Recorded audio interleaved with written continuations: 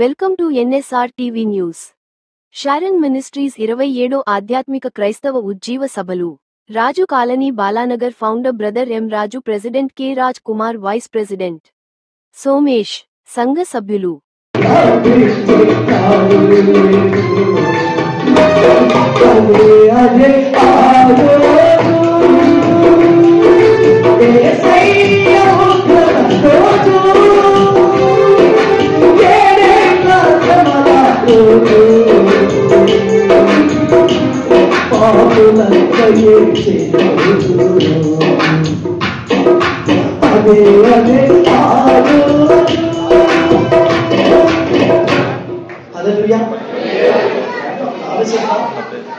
ఎంత ఉపద్రవం వచ్చినా కన్న తల్లి పిల్లలు ఇచ్చిపెడతా. కన్న తల్లి పిల్లలు ఇచ్చిపెడతా పాట బాగుంది చాలా. నువ్వు నన్ను నాకు నుంచి వేరైపోతావు, ఆయన మనకి తల్లి తండ్రి. హల్లెలూయా. నీవే నాకు తల్లి తండ్రి ఉంది కదండి, నీవే నాకు తల్లి తండ్రి. ఒకరు కానీ నా నుంచి నువ్వు వెళ్ళిపోతే నిన్ను ఆదరించేవాడు ఎవరు లేరు. సిగ్గుపడవలసి వస్తుంది. సిగ్గుపడవలసిన పనులు చేసి ఆనందిస్తున్నాం అని అంటుంది వాక్యం. నువ్వు చేయవలసిన విధంగా నడవలసిన జీవితం నడవట్లేదు కాబట్టి ఒకనొక రోజు అప్పుడు నీవు సిగ్గుపడి అవమానం భార్యయు తోటలో సంచరిస్తున్న దేవుడైన యెహోవా స్వరం విని దేవుడైన యెహోవా ఎదుటికి రాకుండా తోట చెట్ల మధ్య దాక్కున్నారు. ఒక్క విధంగా ఆలోచిస్తే చాలా తప్పు, రెండో రకంగా ఆలోచిస్తే అది ఒప్పు. ఏంటి ఒక రకంగా అంటే అక్కడ ఏమైపోయిందంటే దేవుడు అడుగుతున్నాడు ఇద్దరినే, నీ స్వరం విని మేము దాక్కున్నాము, దిగంబరులుగా ఉన్నాము అంటున్నారు వాళ్ళు ఇద్దరు. జాగ్రత్తగా విన్నాం. ఇప్పుడు దేవుడు అంటాడు వారితో, మీరు దిగంబరులని ఎవరు చెప్పారు మీకు అంటున్నాడు. ఆ వారు మీరు దిగంబరులని ఎవరు చెప్పారు నీకు అంటే నేను చేయగల పని చేశాను. ఇక్కడ మనకి భావం అర్థం కావడానికి అలా ఉందన్నమాట. ఇప్పుడు చూద్దాం మనం అక్కడ ఏమంటే దిగంబరులని ఉంది బైబిల్లో. అయితే నిజానికి చెప్పాలంటే వారు దేవుని ముందు దిగంబరులుగా అయిపోయి ఉన్నారు. అంటే దిగంబరులు అంటే దానికి అర్థం ఏంటంటే ఇక్కడ వారికి ఉన్న మహిమను వారు ఏం చేశారు, పోగొట్టుకున్నారు. అది దిగంబరత్వం అంటే. ఆ వాక్యానికి సరైనటువంటి రిఫరెన్స్ నేను చూపిస్తాను. ఇది ఎలా కరెక్ట్ బ్రదర్ వచ్చు మీరు ప్రశ్న. అందుకే నేను చాలా పరిశోధన చేస్తాను బైబిల్. వారు దిగంబరులు అంటే ఈ మామూలు శరీరము కాగా ఒక పక్కన పెడదాం. ఇప్పుడు దేవుడు ఇచ్చినటువంటి మహిమను కోల్పోయారు కాబట్టి దేవుని ముందు వీళ్ళు ఈ దేవుడు ఇచ్చింది పోగొట్టేస్తున్నారు. కాబట్టి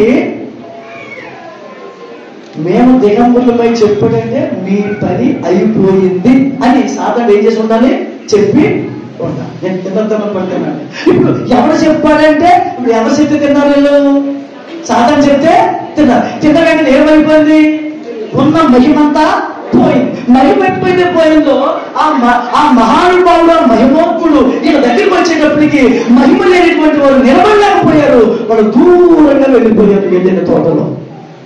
అర్థమవుతుంది కదా? అర్థమవుతున్నా అందరూ సార్ చేతులుతున్నామా? హల్లెలూయా, హల్లెలూయా. నీవిచ్చిన మహిమ నేను పోగొట్టుకున్నాను, అందుకు నీ ముందు నేను నిలవలేకపోతున్నాను.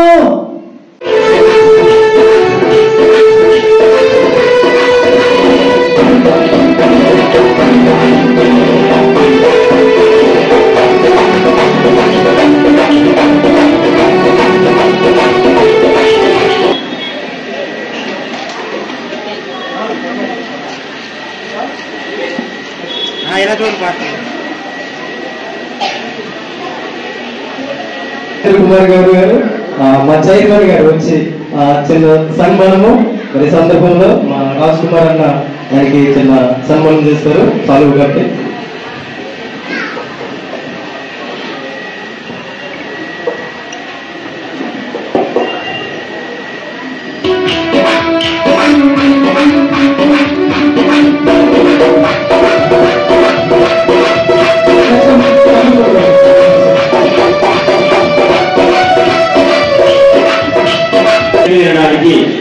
వారి బృందాన్ని వారిని మన మధ్యలో తోడుకొచ్చినటువంటి వందనాలు చెల్లిస్తున్నాం. అతి ప్రాముఖ్యమైన అంశాలను మనం వహించుండగా అందరూ కూడా దేవుడు ఒకసారి హల్లెలూయా చెప్తాం. హల్లెలూయా, హల్లెలూయా. హల్లెలూయా. నడిపించే విధానానికి దేవునికి వందనాలు చెల్లిస్తున్నాను. అలాగే రెండవ దినంలో అగస్టిన్ అయ్య గారి ద్వారా మరి దేవుడు ఎంతో దైవ సందేశాన్ని మాకు ఆత్మీయ దైవజనులు సారము మినిస్ట్రీస్ వ్యవస్థాపకులు ఫౌండర్ ఎం రాజు గారిని ఈ దినములో వాక్య సందేశాన్ని అందించవలసినదిగా ప్రేమపూర్వకంగా ఆహ్వానిస్తూ ఉన్నాను. అందరూ కూడా చెప్పలేదు.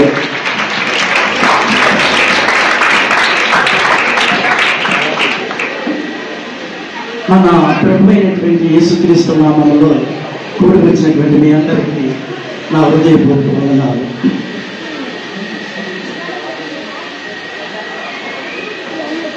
ప్రేమ నమ్మకం కలిగినటువంటి మా ప్రియ పరలోక తండ్రి, మా యేసయ్య, మీ శ్రేష్టమైన పరిశుద్ధ నామానికి స్తోత్రాలు నాయన.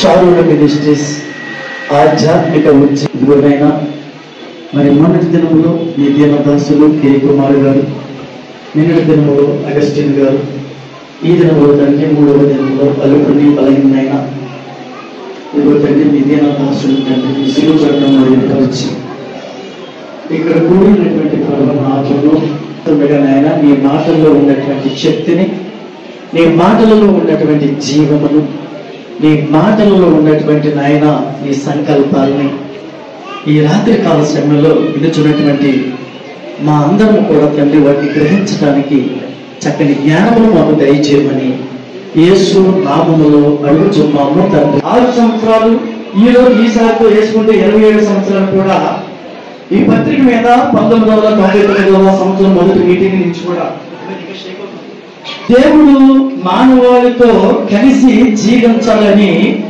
దేవుడికి ఒక కోరిక కలిగింది. భూమండలం మీద చాలా ఎక్కువ భాగము మానవ నిర్మాణమై ఉన్నప్పుడు పరిశుద్ధ గ్రంథం కాలము సంపూర్ణమైనప్పుడు ఈ లోకంలోనికి భూమండలం మీద నేను అడుగు పెట్టాలి అని పరలోకంలో ఉన్నటువంటి దేవత దేవుడు ఆలోచన కలిగి ఈ భూమండలం మీదకి వచ్చాడు. అప్పుడు కాలం పరిపూర్ణమైనప్పుడు అంటే దానికి అర్థం ఏంటంటే పాపం ఏమైందంటే విస్తరించింది. కాలం పరిపూర్ణం అవ్వడం అనగా ఏంటన్నది పాపము విస్తరించింది. కాబట్టి ఆ పాపాన్ని నుంచి అనేక మంది బిడ్డల జీవితాలకి పాప విమోచన కలుగు చేసి ఈ లోకంలో నేను కొంతకాలం మాత్రమే జీవించి మరలా నా రాజ్యానికి నేను వెళ్ళాలని ఆ సృష్టికర్తకి మహోన్నతికి ఒక ఆలోచన వచ్చింది. వచ్చాడు, మొదటి రాగడా ఎన్నో శుభోదలు చేశాడు.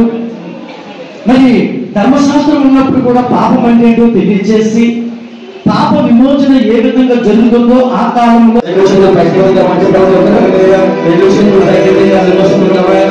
దేవుడిని ఆరాధించేవాడు ఆయన ఆత్మను ఆరాధించిన దేవుని వాక్యం శ్రమిస్తుంది. ప్రతి ఒక్క రెండు చేతుల పైకి ఎత్తుదాం. దేవుడు ఈ రోజున పరలోక రాజ్యం నుంచి దేవుడు చూస్తున్నాడు. మన దేవుడు పెట్టచ్చు కానీ మన దేవుడు అంటున్నాడు నిన్ను విడువను, నిన్ను అందరి దక్షి పాడుతున్నాం.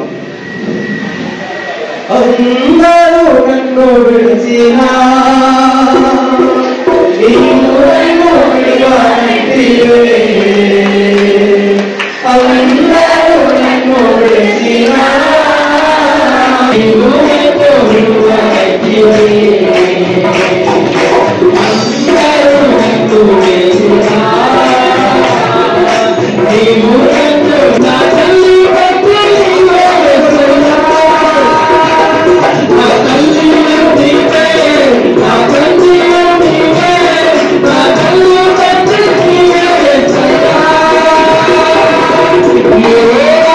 చంద్రుడా